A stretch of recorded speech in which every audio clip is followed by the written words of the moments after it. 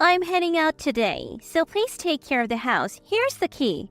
I was sick of my mother-in-law Megan's habit of dumping household chores on me like this. I asked my husband Richard to speak to Megan about it, but she managed to win over my father-in-law Brian with her crocodile tears, making the family accept that it's okay to pile chores on me. And you still haven't cleaned the bathroom. I wanted to shower before Brian gets back. Hey, I'm tired. Give me a massage. She started treating me like a housekeeper. While massaging Megan, I realized something. That's when I started planning to kick her out. I'm Christina, 24 years old. I've been a housewife since marrying Richard 2 years ago.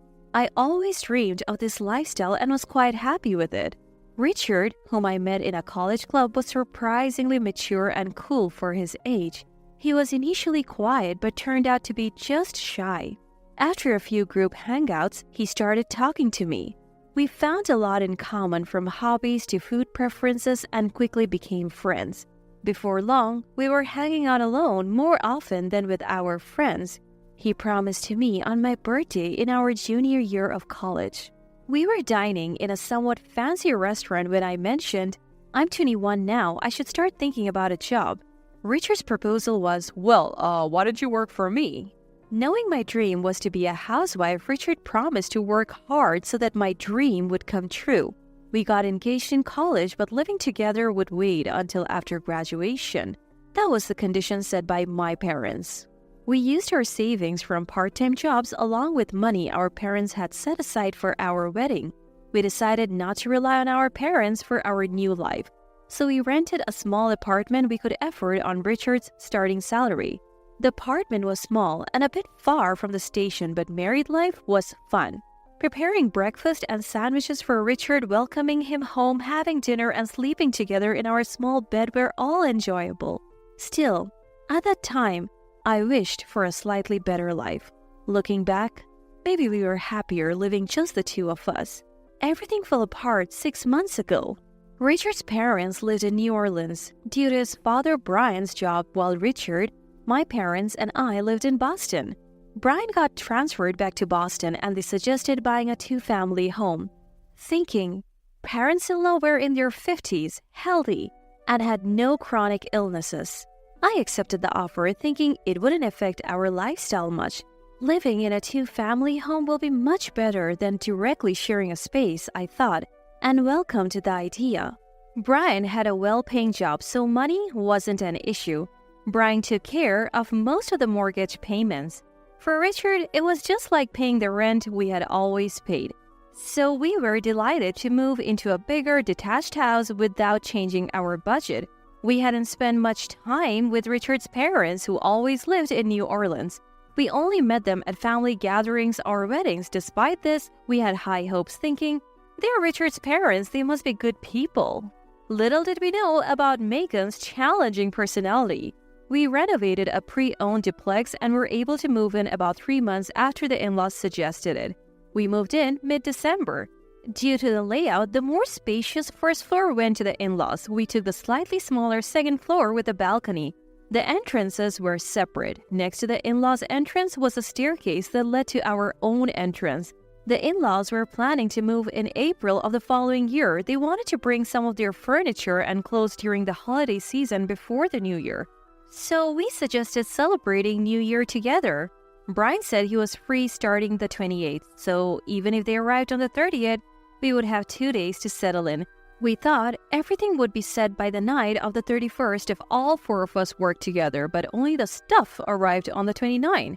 The in-laws didn't show up until the evening of the 31st. Brian apologized, explaining that Megan had refused to come until the last minute. Megan saw the unopened boxes and said, "Oh, you left them like that?" We had considered unpacking but decided against it after discussing with Richard. When Richard explained, Megan lazily twirled her hair and said, "You could have unpacked." The unpackaging didn't finish that day. We had planned to dine in the spacious living room on the first floor but had to settle for our second floor home. The in-laws seemed to enjoy the meal and they relaxed in our living room afterward. Brian kept saying, "We need to unpack," but Megan said she was super tired from the move and just lounged on our sofa watching the New Year countdown on TV. With Megan unwilling to help, the three of us went to the in-laws side to finish unpacking. When we came back to our place to toast the new year, Megan was gone. We found her sleeping in our bedroom, still dressed. Both the living room and bedroom TVs were on, and she had helped herself to the champagne and mixed nuts I had set aside for toasting. Brian apologized, saying, "Megan must have been really tired from the move. We did unpack right away, so please be understanding." I knew it wasn't Brian's fault. We let him sleep in our bedroom, and Richard and I slept in the living room. The next morning, Megan was the last to wake up, and Brian. To our surprise, after getting dressed, Megan told us she was going to meet some friends in Boston and quickly left while we were still unpacking. Brian was understandably upset about this, so ironically, Richard and I ended up calming him down.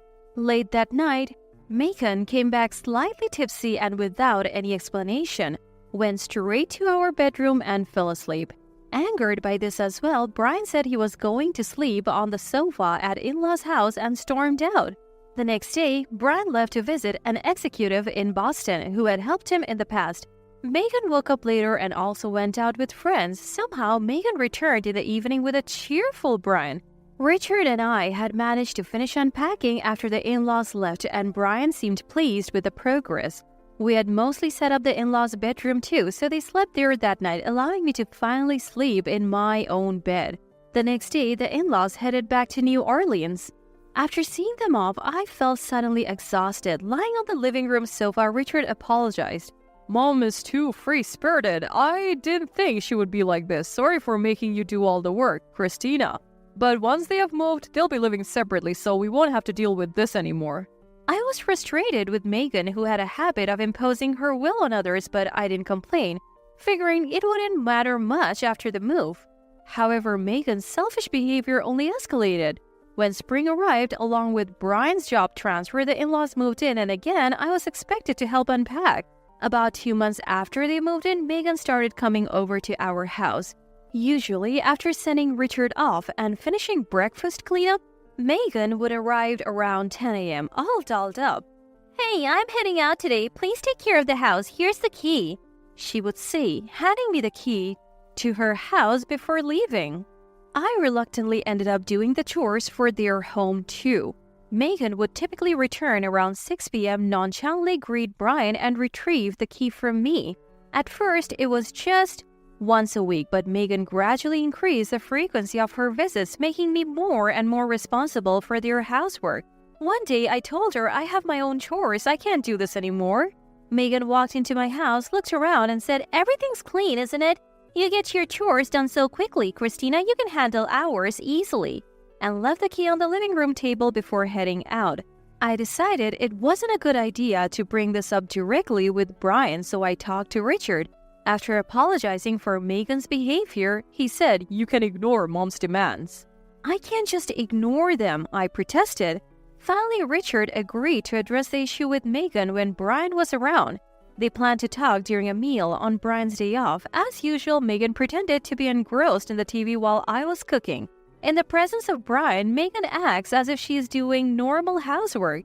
During dinner, Richard said, "Mom, it's okay if you go out, but don't push your housework onto Christina." Brian immediately rebuked Megan. "Are you really doing that? We had an agreement not to be a burden to Richard and Christina. They have their own lives too, you know?" Then Megan burst into tears and said, "I want to help with housework too, but my back has been hurting lately. It's hard to bend over. That's why I've been asking Christina to help. I thought it would make it awkward for her if I were around, so I went out. I'm sorry, Christina." That's a blatant lie about her back hurting. Why? Because just last weekend, taking advantage of Brian being away on a business trip, Megan went out to play golf with her friends. People with bad backs don't go playing golf. But Brian, who was unaware of all this, said, "I see. I didn't know your back was bad. Christina, could you help with the chores until she feels better? I'll of course pay you extra for it." Brian's anger seemed to evaporate as he became concerned for Megan and turned to me for help. Richard seemed to understand as well, saying, So that's why."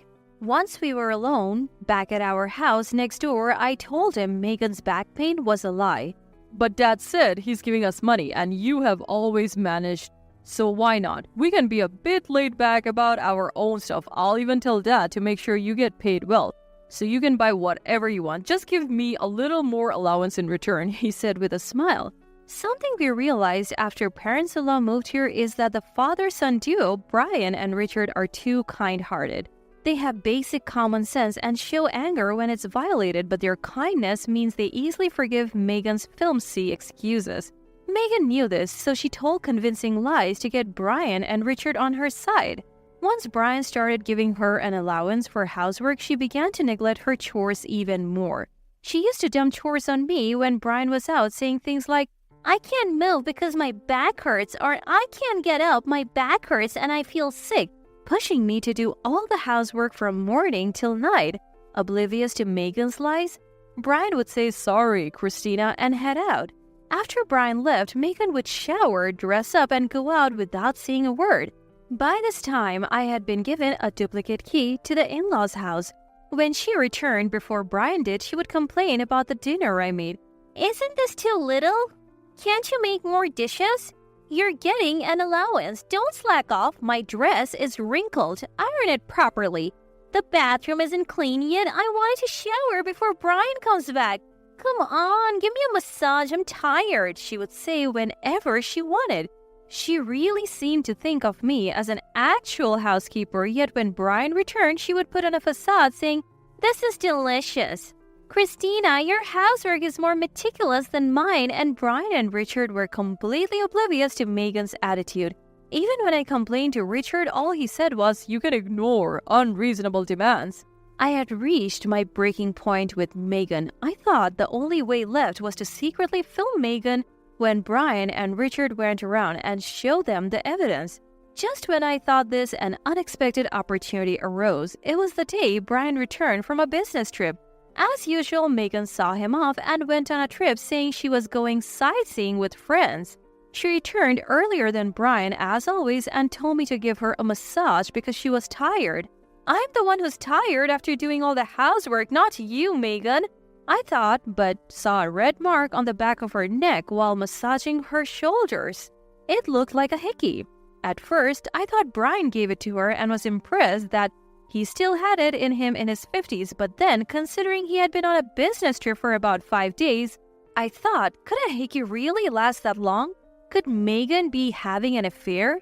I found it hard to believe that Megan, who had lived in New Orleans her whole life, would have so many friends in Boston. That's why I hired a private investigator to look into it. Luckily, I knew Megan's daily routine, and she always went on trips when Brian was out of town for work, so following her was easy. Long story short, Megan was cheating, and she was being pretty bold about it. Within 2 weeks of hiring the investigator, I had my answer. Seeing photos and videos of Megan in compromising situations left me speechless. She was holding hands with a man her own age as they entered a hotel. The pictures even showed her passionately kissing the guy at the hotel bar. It was riskier than I had imagined. I was shaking with anger, not just because she was neglecting her housework to have an affair, but because she was betraying someone as kind as Brian. She had the audacity to betray Brian while he worked hard to provide for us. I couldn't let her get away with this. Her birthday was coming up, so I decided that would be the day to put my plan into action. "Why don't we throw Megan a surprise party?" When I proposed the idea, Brian seemed thrilled. Here's the plan. Brian would tell Megan he had to work that day and encourage her to go out for a birthday dinner with the other man. "I'll invite her out to dinner and we can surprise her at the hotel," I told Brian. Brian believed me and pretended to go to work that evening. Megan, after taking longer than usual to get ready, finally left the house saying how disappointed she was that she couldn't spend her birthday with Brian. I had the investigator tail her, and it seemed she did go to the usual hotel where she met her lover. Had she gone somewhere else, I would have had to quickly notify Brian about a change of plans, but luckily, she chose the usual place. As soon as I got word that Megan had arrived at the hotel, I headed there by taxi. We have to expose the truth to Brian before she goes into the room with that man. By the time I arrived, Brian had also sent me a message saying he was there. I knew where they were sitting from the investigator, so I told Brian We still have time before our reservation and led him to the bar. While walking to the bar, Brian was excited, asking things like, Do you think Megan will like this gift? Do you think the surprise will go well? It pained me to see his happiness, but I had to go through with my plan for his sake. Since I knew what Megan was wearing, I was able to identify her from behind. I chose a spot where we could clearly see her back. From there, I thought I'd be able to see Megan and the man as they moved, and sure enough, I could. About 20 minutes after sitting down with Brian, Megan, probably thinking about moving to a hotel room, wrapped her arm around the man's and started to work off in a flirty manner. I had a perfect view of Megan's profile. I glanced at Brian, wondering what if he hadn't noticed. Brian was staring, lost for words. Then after about 5 seconds of shock, Brian ran after Megan, catching her by the arm near the bar's exit. What? Megan looked stunned. Megan, what are you doing here? Who is this guy? Oh, What's going on? the surprised one was the man. Brian, demanding an explanation, told the man, She's my wife. I need to talk to her. Sorry, but you should go home now. And walked out of the bar, still holding Megan's arm. I quickly settled the bill for Brian and me and followed them. In the taxi back, Megan seemed to realize her situation and kept saying, It's not like that, Brian. Brian said nothing. When we got home, Brian told me, I would like for you to go home too, Christina. I said, okay, but concerned that kind-hearted Brian might get fooled by Megan again. I discreetly went to the in-laws' house with the incriminating photos and hid to observe their living room. What was that about? You're misunderstanding. Megan began making excuses to an angry Brian. I went out drinking because celebrating my birthday alone was boring. I had too much to drink and the guy next to me offered to help. He said he would walk me to a taxi because I was stumbling. Brian seemed close to being fooled by Megan's smooth excuses. I couldn't keep quiet. Bursting into the living room, I yelled, Don't be fooled, Brian. Megan is having an affair and it's not the first time she's met that man. What? Christina, don't say things you don't understand. Eavesdropping is the worst. Brian, look at this. I handed Brian the evidence photos. What's this bunch of papers? Megan, who had been confident, started to panic when she realized what was handed to Brian were photos. No, I didn't do it. These pictures are fake. Megan was yelling this, but Brian was quietly looking through the photos one by one. After seeing them all, he shouted, You're the worst, Megan. Do you even realize what you have done? I told you. It's not me. These pictures are photoshopped. Megan argued but started to cry at Brian's words. How could Christina Photoshop pictures of you with a guy you just met today? I was lonely. You're always busy with work. She tried to master her usual crocodile tears. Brian just silently stared at her. Just when it seemed like Brian might fall for Megan's act again, Richard, who had just come home from work, entered the living room. Is Christina here? I came looking for her because she wasn't home. Wait, why is Mom crying? Wordlessly, Brian handed the photos to Richard. Megan tried to snatch them back, but Richard was quicker. What's this? As you can see, it looks like Megan has been having an affair. It's not what it looks like. The devil made me do it, Richard. You understand, right? As Megan tried to cling to Richard, he swatted her away. Don't touch me! Megan collapsed in exaggerated tears. Brian then said forcefully, Get out! I won't. Absolutely not. Please forgive me, okay? She repeated, but Brian ignored her. Megan must have realized that saying anything more was futile. She got up weakly and started packing her things. Finally, she yelled at Brian, Fine, he listens to me and only loves me. I'm happier with him, and stormed out of the house, but it seemed she couldn't get in touch with the other man. It seems like he thought Megan was single and vanished before getting slapped with alimony for the affair. Megan returned the next day and tearfully apologized to Brian, saying, I'm sorry. This time, it wasn't her exaggerated sobbing act. As she left the house, she seemed genuinely remorseful. Still, Brian didn't forgive Megan. He changed the locks on their house that same day and kicked her out for good.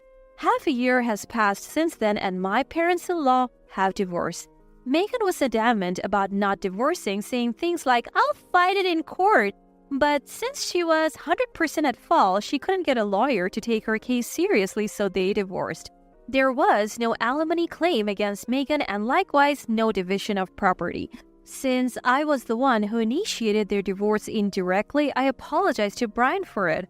He thanked me, saying, "I'm glad you told me. I didn't know she was that kind of woman. Thanks to you, Christina, I found out."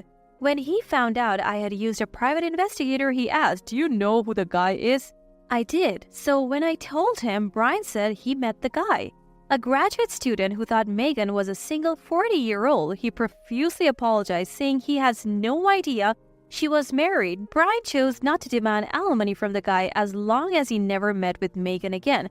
The man agreed, saying, "I had no intention of meeting her again, even if she became single." Megan, who had been living off Brian's credit card, was struggling to make ends meet after being thrown out without any division of property. She regularly showed up near our place asking Brian and Richard for forgiveness and even for money. I have also been approached a few times with Megan asking me to help them reconcile. Brian, now fed up with Megan, sold the house that was under mortgage and bought a new one elsewhere. Both Brian and Richard considered moving out but decided against it, as I had no issue with kind-hearted Brian and it would be hard for him to live alone. Since moving to the new place, Megan hasn't bothered us and we're living happily.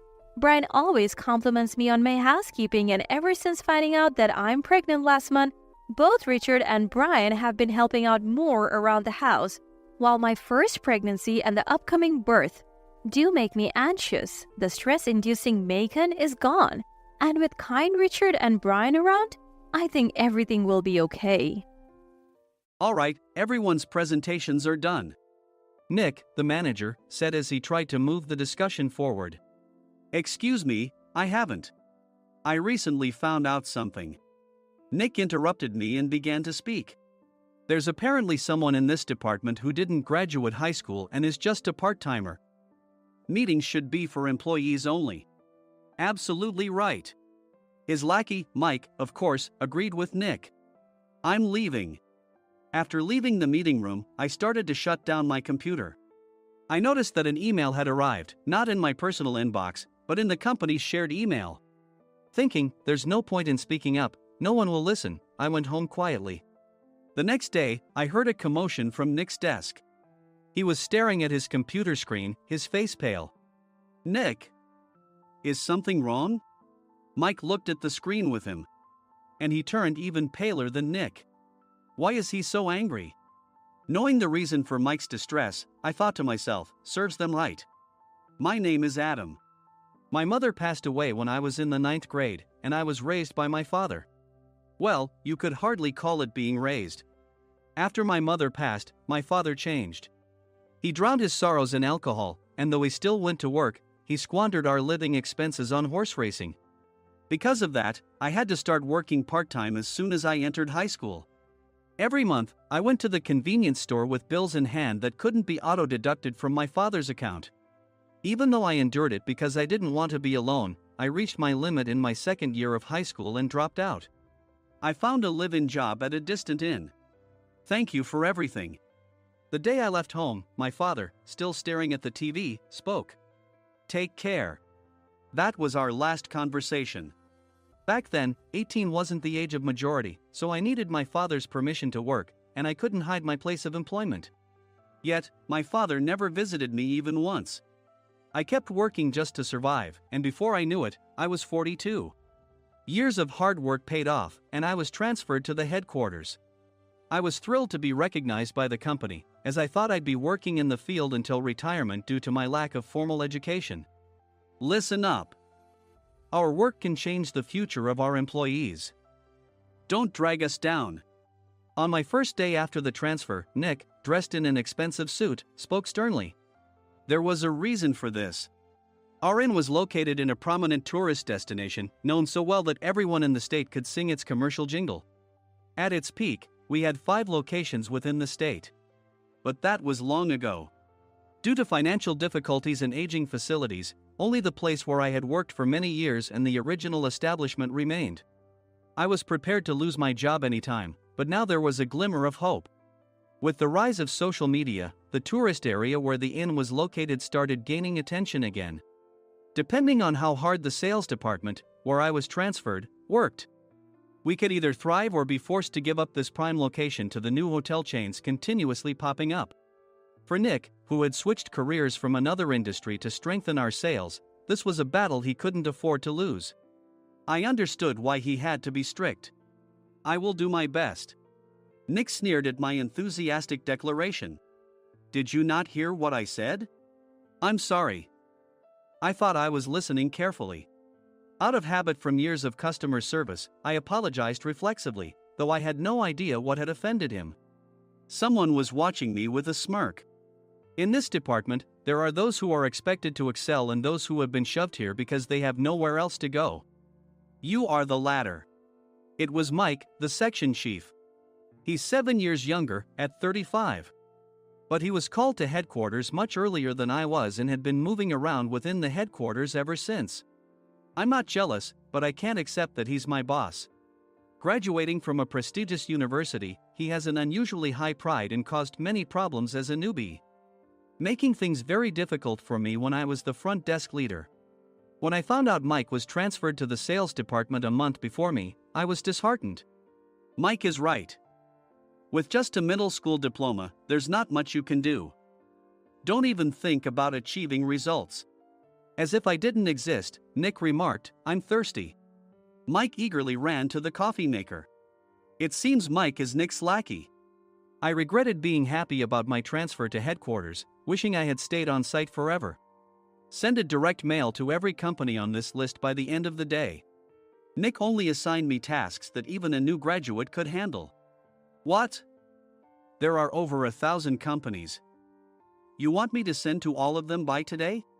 Yes, if you and your fellow misfits split the work, even those with nowhere else to go should finish by today. I glanced at the employees typing away expressionlessly. They were worn out from customer service, only thinking about leaving on time, or were women reassigned after having children, with zero motivation for work. Even Sam, a new graduate from the same university as Mike, who was supposed to be among the expected achievers, had no enthusiasm for the job, having joined the company wanting to do customer service. "I don't care what they say, I plan to quit any time," he said. Only Nick and Mike were highly motivated, making all the decisions between the two of them. I originally only wanted to work at the inn to survive and had no particular attachment to this job. I swallowed my words, thinking I had no right to reprimand them. About a month after the transfer, Nick told us with a frustrated look. "To commemorate the 50th anniversary, we've decided to create a plan exclusive for one group per day. Originally, Mike and I were supposed to come up with it, but our president, Mr. Thompson, insists on hearing everyone's opinions. So, you all get a chance." As Nick explained, Mike began handing out prints. Make sure not to embarrass Nick. If your ideas are half-baked, you'll have to redo them. It seemed that they had printed his handwritten notes by Mr. Thompson, which included several questions and a section for free responses. It made sense why Nick had to seek our input, given that all responses had to be submitted to Mr. Thompson. We were given a week to think about it, and a meeting was scheduled to compile our ideas. My plan is to let guests enjoy both the old and modern America. Nick began the presentations. Guests would watch a master confectioner at a nearby traditional sweet shop make sweets in front of them. The welcome drink would be premium tea in a bottle. Nick's plan was certainly attractive. After his presentation, Nick called on us to present in the order we were seated. Just as I stood up for my turn. "All right, everyone's presentations are done." "Excuse me, I haven't. I recently found out something." Nick interrupted me. "There's someone in this department who didn't graduate high school and is just a part-timer." He was likely talking about me. I joined the company as a part-timer and was made a full-time employee when I turned 20. That was 20 years ago, so Nick and Mike probably had no chance to know until recently. Meetings should be for employees only. Absolutely right. After that, Nick kept creating opportunities to solicit everyone's opinions, purposefully excluding me from speaking. The meeting unexpectedly heated up and went past the scheduled end time. A few people asked to leave, and the discussion continued with the remaining few. "Still here?" Normally, you'd leave in that situation. Though I had no attachment to the job initially, hearing kind words from customers made me want to make them happier. For someone like me, with nowhere to go, the inn was my home and customer service was my life. I felt pathetic about my current self. I'm leaving. I left the conference room and started shutting down my computer. I noticed an email had arrived, not in my personal inbox, but in the company's shared email. Thinking no one would listen to what I had to say anyway, I quietly went home. The next day, while preparing the DM as instructed, I heard a commotion from Nick's desk. In his haste to stand up, he hit his knee on the desk. He stared at his computer screen, his face pale. "Nick! What's wrong?" Mike, thinking he should be the first to rush over, approached Nick while still wearing his coat. He peered at the screen with Nick. And he turned even paler than Nick. Why is he so angry? Who is responsible for this company? Nick, more irritated than ever, asked, and Mike answered without checking. Probably Sam. Sam wasn't there because he was attending a morning training session for new hires.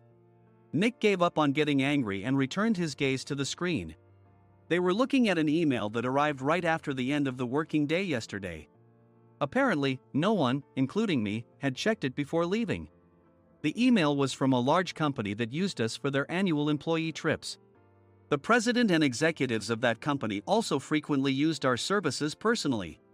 President of the company, Mr. Mason himself, had declared that neither he nor his company would ever use our services again. Well, some companies cancel their employee trips or stop using our services due to financial struggles. Let's just move on. Mike kept wiping the sweat from his forehead with a handkerchief. Knowing why Mike was so agitated, I quietly watched their interaction. Do you know how much revenue we get from that company? We can find other guests to fill the rooms, but we'll lose the banquet costs, gift shop revenue, rental car fees, and more. Moreover, the gifts were supposed to be prepared by the traditional confectionery shop involved in Nick's proposed plan. If it's known that we incurred such a huge loss at this critical time, Nick's position in the company would be jeopardized. Nick took a deep breath, seemingly trying to calm himself. All right, Mike. Go to New York right now and apologize to Mr. Mason. What? You're coming with me, right? I have urgent work to do. I trust you, which is why I'm entrusting this to you. Please. Mike, believing Nick's sincerity, agreed with a determined look on his face, saying, yes. That's Nick for you. Even if Mike went to apologize, Nick would shift all the blame onto him if the client didn't change their mind. Well, it was Mike's fault to begin with, so it served him right. About 3 hours later, Sam answered a call from somewhere and repeatedly apologized, saying, I'm very sorry. Everyone watched to see what was happening. After ending the call, he informed Nick with a weary tone. When Mike arrived at the client's company, he only made things worse, further infuriating Mr. Mason. He was demanding, get his boss here immediately. It was no wonder Sam was exhausted, dealing with such a call right after returning from training. What is that idiot doing? All right, Adam, you're coming with me. If sacrificing Mike didn't work, then I must be next. Normally, I'd want to refuse at all costs, but I saw an opportunity in this situation. If I can be of assistance, I'd be happy to join you. I obediently followed Nick, and we flew to New York. When we introduced ourselves at the reception, it became clear how serious the situation was, as the receptionist personally escorted us to the president's office. Angry voices leaked through the door, making both Nick and me uneasy. Excuse me. I'm Nick, the supervisor. I understand my subordinate has caused you trouble, and I deeply apologize. Nick, with his experience in the corporate world, knew enough to offer an apology before excuses. However, his customer service skills left much to be desired. I sighed as I saw Mike trembling like a small dog in the corner of the room. What kind of training are you giving your subordinates? Mr. Mason glared at Nick with a red face. The intensity of his gaze made even Nick take a step back.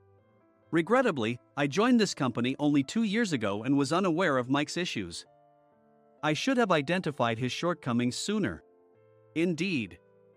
I should have realized sooner.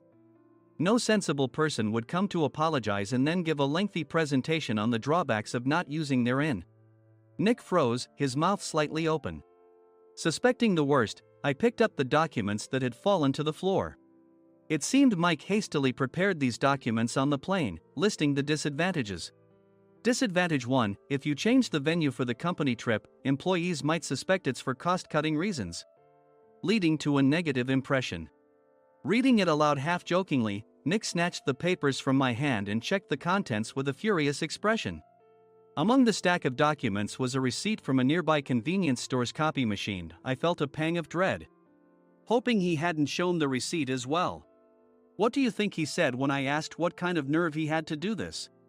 I'm very sorry. Faced with the dire situation, Nick must have thought there was nothing left to do but apologize. In a voice smaller than I'd ever heard from him, he uttered words of apology. He said, "I'm a Harvard graduate. I don't believe I said anything wrong." Mike, what have you done? Forgetting his plan to pin the blame on Mike, Nick yelled loudly, even in front of Mr. Mason. "I didn't do anything wrong." "You're still saying that? Look at him." Mike pointed at me with a shaking hand. "I was assigned to headquarters in my 20s and now I'm a section chief. This guy only made it to headquarters at 42. Everything I've done proves I was right. So why are we losing the contract?" Having said his piece, Mike collapsed to the floor. "Of course. You were sent there because you had nowhere else to go." Mike never expected to hear such words from someone he looked down upon. He lunged at me, and Nick hurriedly stepped in to stop him. "Mr. Thompson told me Mike is a quick thinker, and to take good care of him." There's no way he was pushed aside. "Don't make things worse here." "He didn't say quick thinker, he said only quick-witted, didn't he?" I don't remember that part." I recalled the many troubles Mike caused when he was a newbie. When Mike was on the front line, his pride was so high that he never apologized to customers. Customer service, especially in our job, doesn't work alone. It brings both good and bad situations. If the front staff or housekeepers made mistakes, or the cleaning company didn't properly clean a room, one had to apologize to the customers regardless of personal fault. Mike, in such situations, would never apologize, insisting he wasn't at fault. This often angered customers, and as the front desk leader, I frequently had to apologize on his behalf. He caused complaints and disrupted operations, which is why he was quickly moved to headquarters. In departments where he didn't interact directly with customers, his quick thinking was beneficial and things went well. But it seemed his flaws were starting to show. Corporate reservations are supposed to be entered into the system by the sales representative. But a quick check yesterday revealed that more than 10 items were missing from the client's reservation. The handover document clearly stated what needed to be prepared. Why didn't you enter it into the system? Why do we have to give them special treatment? Filling rooms near the banquet hall, setting up all the food in advance. Specifying the brand of wine, they're too demanding. No wonder he always angered customers, I thought, feeling a headache coming on. Grouping them in rooms near the banquet hall is for our benefit too. It makes it easier for the staff to set up beds and serve breakfast since everyone's schedule is synchronized. As for the other requests, Mr. Mason suggested them to lighten our load. I didn't know that. Nick finally seemed to realize that Mike was the one who had angered the client. What did you say to them? I just told them we wouldn't give them special treatment anymore. We shouldn't waste effort on things that don't bring in money. I was utterly exasperated at his lack of understanding of customer service. Of course, we shouldn't comply with unreasonable demands. But carrying over successful practices from past stays makes customers feel remembered and enhances their experience. Good memories encourage repeat visits. That's part of our job. I looked down at Mike, who was sitting on the floor. In our job, nothing is a waste. Mr. Thompson likely moved you to the sales department, hoping you'd finally understand this. How do you think he feels now that you've failed to meet his expectations? Mike, tears in his eyes, fled the president's office. I was amazed he still hadn't apologized. You have it tough, Adam. It's okay, we're all employees of the same company. I deeply apologize for this disrespectful incident. Especially after all the care you've shown us. If it weren't for you, Adam, I really would have stopped staying here. When I heard you were moving to the sales department, I was willing to reconsider if you handled it. Seeing us talk so amicably, Nick's face contorted. Do you two know each other? Adam's service is excellent. I always requested him specifically. Normally, we don't accept specific staff requests, but we made an exception for Mr. Mason, adjusting my shifts accordingly. He had personally stayed at our hotel just before my transfer, and during casual conversation, I mentioned, I'm moving to the sales department soon. If I hadn't told him then, things could have been much worse. Please continue to take care of us. I look forward to it. On the return flight, Nick awkwardly offered me a can of beer. It's still working hours. Of course, I had no intention of forgiving him for a single beer. Nick might try to pin everything on Mike and avoid any consequences. While pondering this, a startling fact came to light. Nick, the tea bottles for the plan have arrived. I handed Nick a bottle labeled with our inn's name. They look good. What are you talking about? These are plastic bottles. I had assumed we would use the trendy, high-end bottling tea. But what arrived were ordinary plastic bottles of tea with customized labels. The only unique aspect was the label, which had the inn's name, making it look customized. Upon further investigation, I discovered that a substantial amount of money was set to be paid to the tea company. It was priced like bottling tea. Does this plastic bottle really cost $100 each? The tea inside is specially blended for us. The extra cost is for that. Wouldn't it be better to use another tea company? Or is there a specific reason we must use this one? As Nick continued to make excuses, I showed him a printed email. I informed the tea company's president, Mr. Mitchell, that we discovered irregular payments and he confessed. He said you two were high school classmates and planned to split the extra money. That idiot. Why did he confess? That's not important. You should worry about yourself. This could turn into a police matter. Opening the bottle cap, I suggested. How about calming down with this tea? It supposedly has a relaxing effect. Nick drank the tea frantically. In the following days, decisions were made about their fates. Mike was reassigned to the General Affairs Department, with no chance of transfer or promotion, as per Mr. Thompson's orders. As for Nick, since the payment to the tea company hadn't yet been made, he narrowly avoided legal trouble. Instead, he was encouraged to leave the company, and to avoid further complications, Nick submitted his resignation. Rumor has it that connections between HR departments have made it difficult for him to find new employment. Even though it was good to have those two gone, something unexpected happened in the sales department. Everyone became motivated and united in refining the 50th anniversary plan. In the end, my plan was adopted. We collaborated with the Tourist Information Center to provide personalized guides. The plan, tailored to the number of guests, was truly special for the 50th anniversary. Hey, is Adam's family coming to stay? I immediately booked that special plan for my family. Sam noticed it on the reservation list and quickly picked up on it. Yes, I'm inviting my father. That's great. I might invite my parents too. I lacked the courage to face my father just as Adam. But here, with the confidence Mr. Mason praised, I felt ready. The 50th anniversary plan was a perfect opportunity to reconnect with my father. I hoped to bring back the days when we could laugh together as we once did.